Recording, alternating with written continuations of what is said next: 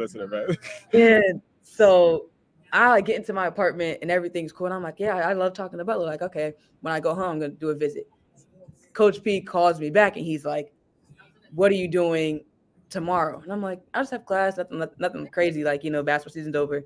He's like, would you be okay if I came up to Michigan and like took you to lunch and like we had a conversation about what Butler has to offer? And Oh man. I'm on the phone, just like I'm like, yeah, of course. Hey, Like, okay, so let's make sure he's not breaking any. He's not. He didn't break any rules. Like he didn't do anything. I paid for my food and everything.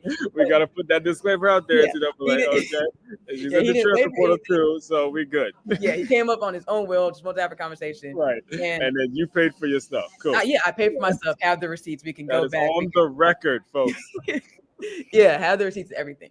And I think when that happened and he made that decision to kind of drop everything he had, and he's still recruiting. He has the next day, dog. That's crazy. The next day to come and just like get a conversation, like just to talk to me. Like I didn't say, hey, I want to commit. I didn't say, hey, like I want to do a visit. I haven't said anything like that yet. He just wanted to come and just have a conversation with me. So he and Coach Hoop, who's my position coach at Butler now, came up the next day, and I had one like again the best conversation I've ever had with a coach, like really down to earth. Mm-hmm. And after that conversation, we went to Buffalo Wild Wings. And after that, I'm like, in my head, I'm like, I know I want to commit to Butler. Like, I just want to, be sure because, the last time I committed, I thought I was super sure about Michigan and, things fall down. And so I'm just like, in my heart, like, I think I should go to Butler. Like, I think this is what God's telling me to do.